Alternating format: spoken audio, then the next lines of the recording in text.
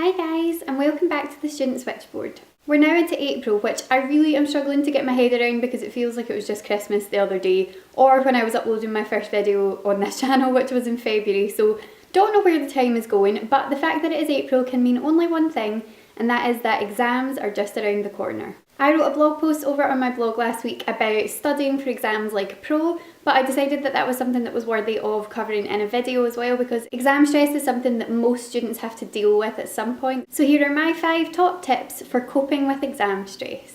Tip number 1, make sure you're getting enough sleep. Now this is a subject that I have spoken about before and it is something that's important to consider not just when it comes to exams but in life in general, and is definitely something that I have always struggled with.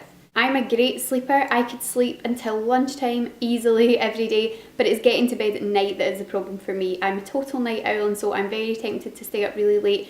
And if that's how you study best, then that's absolutely fine. Stay up till whatever time you like, but do make sure that you're catching up on the hours that you've missed maybe in the morning or taking a nap the next day at some point so that you're getting enough sleep. Sleep can do some amazing things for you, not just in terms of refreshing you when you're feeling tired, but sleep has actually been proven to do 3 very important things when it comes to exams.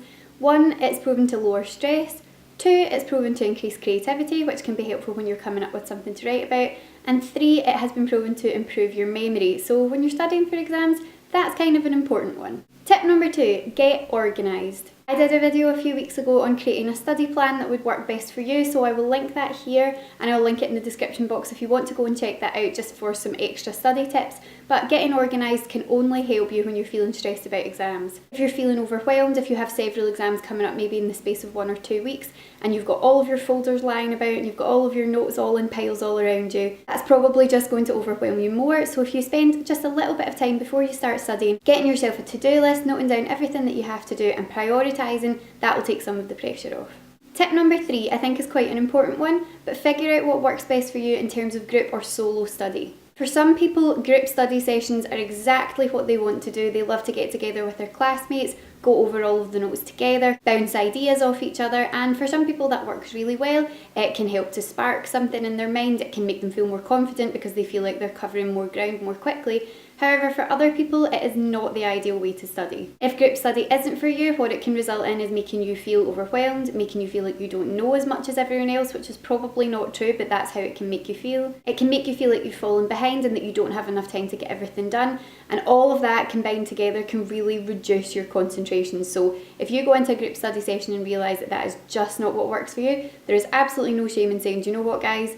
You stay in the library and get on with it. I'm going to go back to my room and just sit and study on my own. Tip number 4 is make sure that you are taking regular breaks. Especially if you've left it quite near to the time that you're actually going to be sitting the exam, it can be very tempting to just cram and sit and study for hours and hours on end, but your brain can really only take in so much information in one go. So if you've been sitting in the library for 5 hours and you suddenly realise that you have read the same sentence 20 times and you're kind of checking your phone and maybe tempted to click into Facebook and that's still counting as study time, you know it's time to take a break. If you take a deliberate half-hour or hour break to go and catch up with your friends or just have a social media break, I said this in the blog post, if you want to take some time to just genuinely sit on Facebook or Twitter, do it. You're going to feel a lot less guilty if you have taken a deliberate break to go and stretch your legs or get something to eat and just take some time away from it than if you realise that you have been studying for the past X amount of time and then wasted an hour not properly concentrating.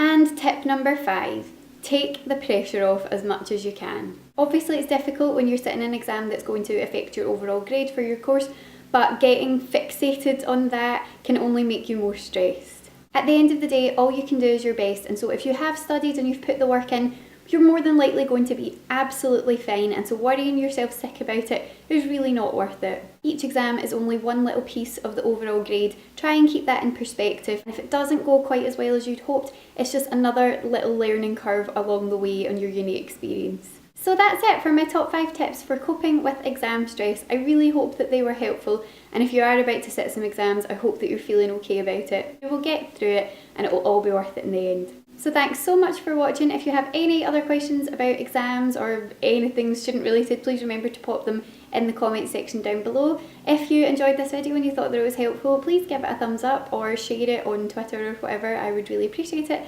And I hope you're having a lovely day. So thank you very much for watching, and I'll see you again next Monday. Bye! they don't really know what they want to do with their lives, which at the age of 17 or 18 is completely understandable, and most of us are flailing around at that point not knowing what we're doing. So